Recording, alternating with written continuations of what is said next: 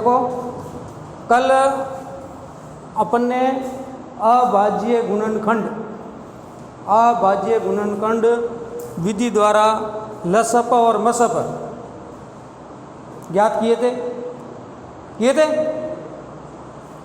आज प्रश्नावली 2.2 का जो पहला सवाल आपको दिया हुआ है, निम्नलिखित संख्याओं को अभाज्य गुणनखंड के रूप में व्यक्त कीजिए। आपको क्या करना है, केवल इनका अभाज्य गुणनखंड ज्ञात करना है। क्या करना है? और अभाज्य गुणनखंड आप तभी ज्ञात कर सकते हो जब आपको 25 तक पावड़े, भाग और भाजकता के नियम याद हो। और मैंने पहले ही बता दिया, पहले दिन ही बता दिया, जब तक ये चीज़ें आप याद नहीं करोगे तब तक गणित में आपको कुछ भी नहीं आएगा। तो इसमें से कोई भी एक संख्या ले लूँ, मैं कोई भी एक संख्या मैं ले लेता हूँ मेरे हिसाब से। जैसे मैं ले लूँ 945। हल पहले का दूसरा, अपने पास जो संख्या दी हुई है वो क्या है? 945। क्या दी हुई है? 945। अब हल, अब 945 के मैं अभाज्य गुणनखंड करूंगा। 945 के अभाज्य गुणनखंड, सबसे पहले इसमें क्या 2 का भाग जाएगा। भाजकता के नियम किस किसके लिखे हुए हैं? 2 का, 3, 5, 7, 11, 13, 17 और 19। इसमें 2 का भाग जाएगा क्या? नहीं जाएगा, क्योंकि इकाई का अंक विषम संख्या है। इसमें 3 का भाग जाएगा क्या? 9 और 4 13, 13 और 5 18 में 3 का भाग जाता है। इसका मतलब इस संख्या में भी 3 का भाग जाएगा। 3 का भाग में दिया 3 एकम 3, 3 दूनी 6, 3 तिये 9, 3 एकम 3, पीछे बचे 1, उतारे 5। ठीक है। अब वापस में क्या 3 का भाग जाता है? क्या जाता है?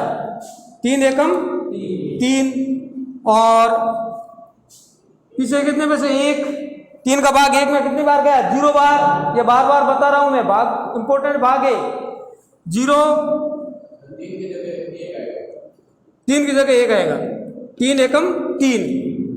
जैसे ये देखो 315 है, इसमें मैं 3 का भाग दूं, 3 एकम 3, 0 1 उतार दिया, भाग जा नहीं रहा है, टूट गया भाग। या 3 का भाग 1 में दूंगा तो क्या आएगा? 0 आएगा। 0 अब कितने आ रहे? 105।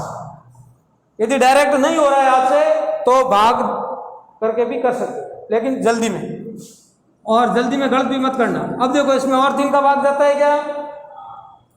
और जा रहा है 3 एकम 3, 3 दूनी 6, 3 तिये 9, पीछे बचा 1, 15, 5 3 15। अब इसमें 3 का भाग जाता है क्या? नहीं जाता। 3 के बाद में कौन सी संख्या आएगी? 5। क्या इसमें 5 का भाग जाता है? 7 का भाग गया 1। ठीक है। अब इसको मैं लिख सकता हूं किसको? 945 बराबर 3 गुणे 3 गुणे 3 गुणे 5 गुणे 7। ये क्या हो गया? इसके अभाज्य गुणनखंड। क्या हो गए? अभाज्य गुणनखंड। तो समझ में आया क्या? अब इस तरह से पहला, तीसरा, चौथा, 5वां सवाल कर दोगे। ठीक है, उतार दो। उतारना है और नहीं उतारना है तो वो कहाँ कह रहे सकते हैं? हाँ, कहाँ गए? क्या पता नहीं उसको?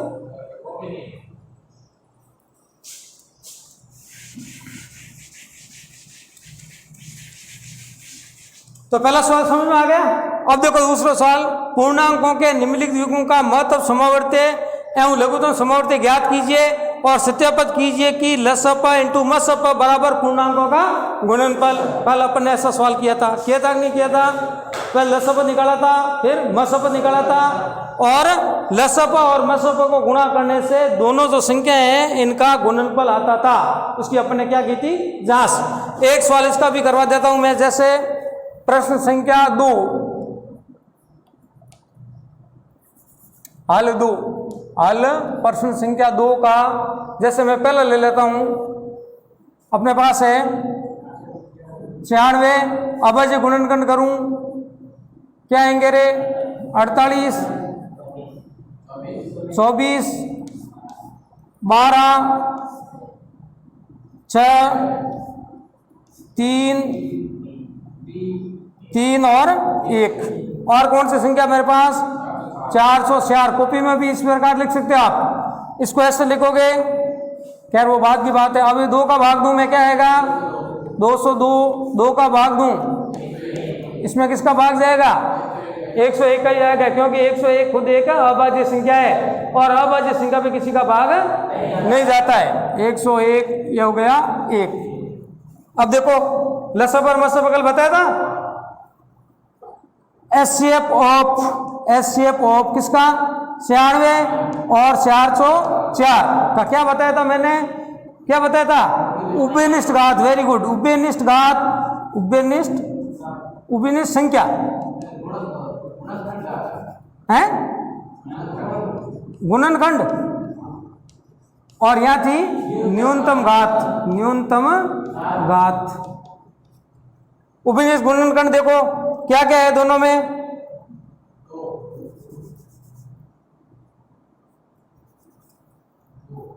या इस प्रकार से लिख दो, 96 बराबर 2 गुणा 2 गुणा 2 गुणा 4 5, 2 गुणा 2 गुणा 3, और इसको लिख सकता हूँ मैं 404 बराबर 2 गुणा 2 गुणा 101। अब उभयनिष्ठ गुणनखंड देखो, इसमें दोनों में कौन सा उभयनिष्ठ है गुणनखंड? अभाज्य 2, और 2 की न्यूनतम घात कितनी है रे? 2। फिर उभयनिष्ठ गुणनखंड क्या है रे? कुछ नहीं है, तो क्या आएगा? 2 की घात 2 बराबर क्या आ गया रे? 4। ये क्या आ गया? मसअप। क्या आ गया? मसअप। अब आपको क्या ज्ञात करना है? लसअप। एलसीएम ऑफ किसका एलसीएम रे? एक तो 96 और एक 404। क्या बताया था? वेरी गुड, अभाज्य गुणनखंड। उसमें तो था उभयनिष्ठ गुणनखंड, इसमें है अभाज्य गुणनखंड और अधिकतम घात। अधिकतम घात। अभाज्य गुणनखंड देखो, एक तो क्या है? 2 की अधिकतम घात कितनी है रे? 5। और क्या है अभाज्य गुणनखंड? 3। अधिकतम घात कितनी है? 1। और क्या है रे? 101 कितनी है? 1। तो मेरे पास आ गया 2 की घात 5 गुणा 3 की घात 1 गुणा 101 की घात 1। देखो 2 की घात 5 कितने हो गए? 32 गुणा 3 गुणा 101। अब देखो 32 कितने हो गए? 96 गुणा 101। करो गुणा करो, कितने आते हैं देखो, जल्दी करो। कितने? 9696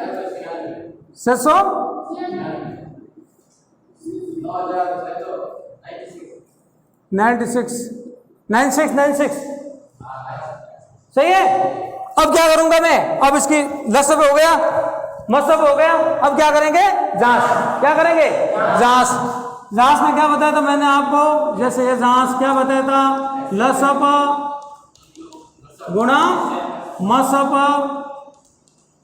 बराबर पूर्णांकों का गुणनफल या राशियों का गुणनफल या संख्याओं का पूर्णांकों का गुणनफल। तो लसअ कितना आया रे? 9696 गुणा मसअ कितना आया रे? 4। पूर्णांकों का गुणनफल, पूर्णांक है एक तो है 96 और एक है 404। अब इसको और 4 को गुणा करो, जल्दी करो, कितने आएंगे? 38,484 784। और इसमें भी कितने आ गए? 38,784। दोनों इक्वल है, जांच होगी। अब कर लोगे सवाल? अरे बाकी वाले सवाल हो जाएंगे। क्या करोगे? अभाज्य गुणनखंड ज्ञात करोगे। मसअ ज्ञात करने के लिए क्या करोगे? उभयनिष्ठ गुणनखंड और न्यूनतम घात गुणा कर दोगे। और लसअ के लिए क्या करोगे? अभाज्य गुणनखंड और अधिकतम घात। फिर ये सूत्र लगाओगे, लसअ इंटू मसअ बराबर पूर्णांकों का गुणनफल। ठीक है।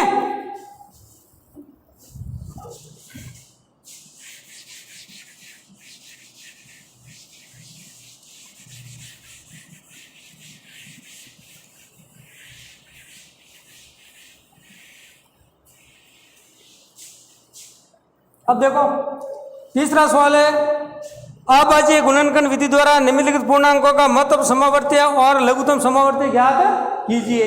क्या करना है, लसप और मसप। मसप ज्ञात करते समय क्या करोगे आप, उभयनिष्ठ घात और न्यूनतम, उभयनिष्ठ गुणनखंड और न्यूनतम घात। और लसप के लिए क्या करोगे, अभाज्य गुणनखंड और कर लोगे, करूं पक्का, ओके। अगला सवाल, कौन है, एक तो रमन।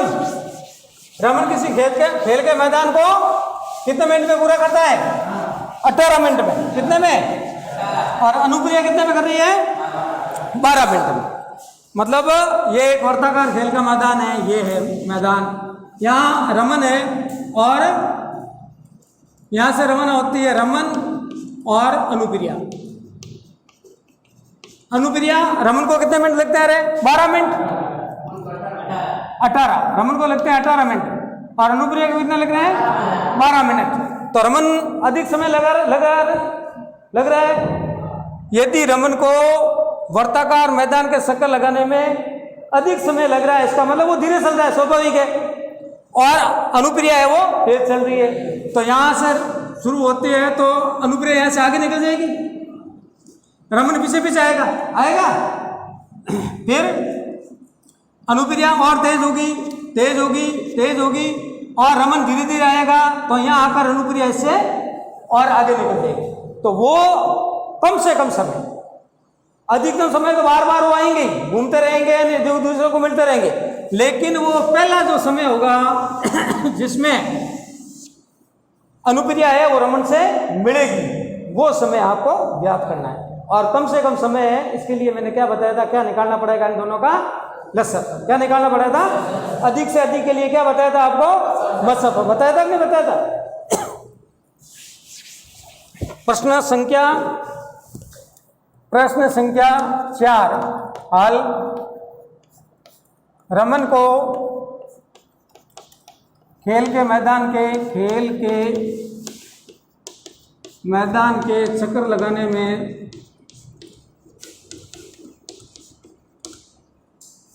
लगा समय 18 मिनट। रमन को वर्ताकार मैदान है, रमन को वर्ताकार खेल के मैदान के चक्कर लगाने में लगा समय 18 मिनट। इसी प्रकार अनुप्रिया को कितने मिनट है रे, 12 मिनट। क्योंकि अनुप्रिया रमन से तेज दौड़ती है, अतः अनुप्रिया रमन से आगे निकलकर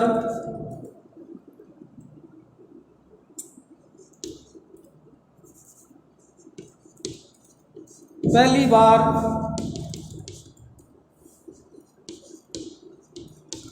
मिलने का जो समय होगा वो होगा एलसीएम ऑफ 18 और 12। ठीक है। अब एलसीएम ज्ञात करने का तरीका भी मैंने बताया था। क्या करूंगा मैं, अभाज्य गुणनखंड 18, 2 का भाग दिया 9, 3 का भाग दिया 3 का भाग दिया 1, तो 18 बराबर मैं लिख सकता हूँ 2 गुणे 3 गुणे 3। ओके। वापस 12 का अभाज्य गुणनखंड करूंगा मैं, 2 4 3 3 और 12 बराबर हो जाएंगे 2 गुणे 2 गुणे 3। अभी पिछले सवाल में मैंने किया था, कि एलसीएम ऑफ 18 और 12 बराबर, अब एलसीएम के लिए क्या करूंगा मैं, अभाज्य गुणनखंड, क्या लिखूंगा, अभाज्य गुणनखंड, अभाज्य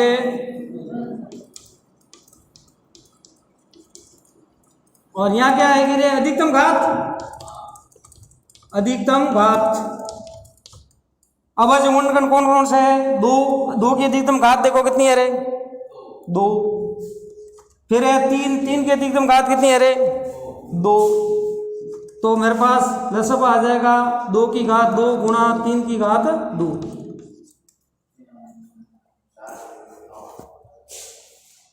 कितने हो गए, 4 इंटू 9 बराबर कितने मिनट आ गए रे, 36 मिनट। अरे सवाल समझ में आ गया, उतारो,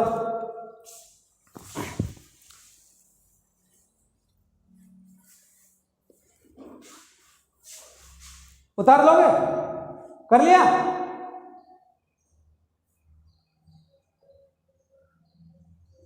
कर लेगा।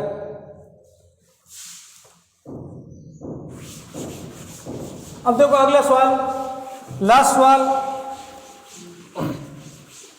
क्या है रे, सवाल क्या है, एक संगोष्ठी में, संगोष्ठी एक परीक्षा है, प्रश्नावली 2.2 प्रश्न संख्या 5 हल,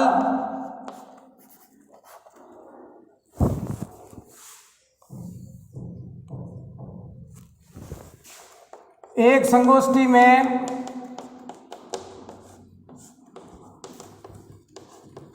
हिंदी के प्रतिभागी कितने हैं रे, हिंदी के प्रतिभागी कितने, 60, और किसके हैं रे, अंग्रेजी के कितने हैं,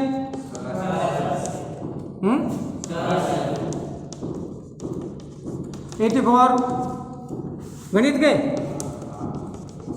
गणित के प्रतिभागी कितने हैं, 108।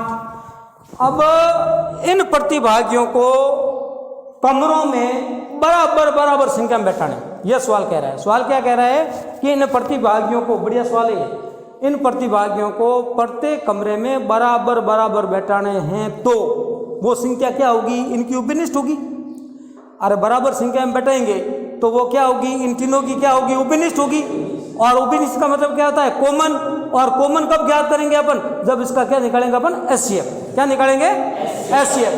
तो 60, 84 और 108 का जो उपनिष्ठ संख्या होगी, उस संख्या का भाग इसमें भी जाएगा, इसमें भी जाएगा और इसमें भी जाएगा। वो प्रतिभागी प्रत्येक कमरे में बैठे जा सकते हैं। कुछ बात समझ में आई कि नहीं आई, मतलब समान संख्या बैठाना। समान का मतलब क्या है, उपनिष्ठ। उपनिष्ठ का मतलब क्या है, कॉमन। और जब कॉमन की बात आती है तो अपन क्या निकालते हैं, मसक। क्या करेंगे, मसक। न्यूनतम संख्या क्या, अधिकतम संख्या। संख्या तो अधिकतम है लेकिन समान है। कैसी है, समान। उस संख्या का भाग इसमें और इसमें तीनों में जाना चाहिए। क्योंकि प्रत्येक कमरे में समान संख्या बैठानी है,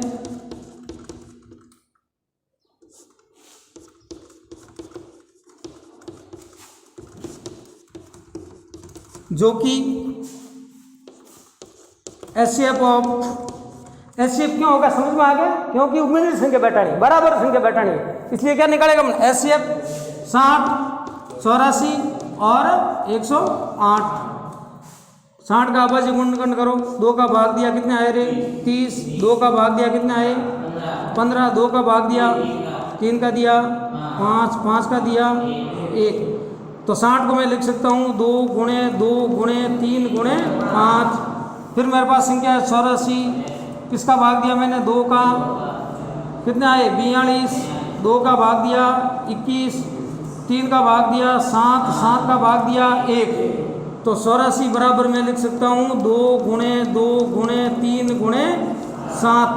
फिर मेरे पास संख्या 108, 108 में कितने का भाग दूँ मैं, पहले 2 का, कितने आए रे 54, 2 का भाग दिया कितना है रे 27, 3 का भाग दिया कितना है 9, 3 का भाग दिया 3 और 3 का भाग दिया 1 और मेरे पास संख्या आ गई 108 बराबर 2 गुणे 2 गुणे 3 गुणे 3 गुणे 3।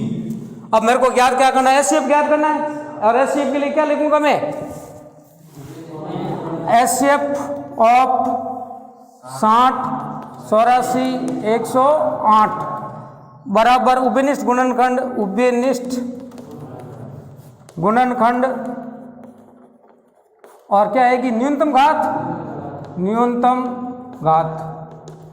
देखो उभयनिष्ठ गुणनखंड इसमें कौन कौन सी संख्या है जो उभयनिष्ठ है, एक तो 2 है, 2 की कम से कम घात कितनी है रे, 2 की कम से कम घात इसमें कितनी है 2, इसमें कितनी है 2, उसमें कितनी है 2 2, फिर 3 की 1, फिर और है कोई उभयनिष्ठ संख्या, देखो उभयनिष्ठ का मतलब समझ में आया, वो संख्या तीनों में होनी चाहिए, यहाँ भी यहाँ भी यहाँ भी। अब आपके मन में आता होगा 5 यहाँ तो है लेकिन इसमें नहीं है, उभयनिष्ठ नहीं है, फिर यहाँ पे 7 है इसमें नहीं है, तो ये आ गया मेरे पास 2 की घात 2 इंटू 3 की घात 1 बराबर 4 इंटू 3 बराबर कितना है रे 12, कितने आ गए 12। ये क्या है, कमरों में प्रतिभागियों को बैठाएंगे, कितने कितने 12 बार, कितने कितने बैठाएंगे, लेकिन ये सवाल पूछता है कमरों की संख्या कितनी, कमरों की संख्या पूछिए उसको, तो एक कमरे में कितने लड़के बैठाए जाएंगे 12, तो टोटल जो संख्या है प्रतिभागियों की उसमें 12 का भाग दे देंगे तो कमरों की संख्या आ जाएगी। अरे टोटल संख्या है ये कितने हैं 60 84 और 108 को मैं जोड़ दूंगा और उसमें किसका भाग दे दूंगा 12 का भाग क्यों दूंगा, क्योंकि प्रत्येक कमरे मेरे को कितने लड़के बैठाने हैं 12, तो जो कमरों की संख्या आएगी वो अपने को प्राप्त हो जाएगी। कमरों की संख्या बराबर प्रतिभागियों की संख्या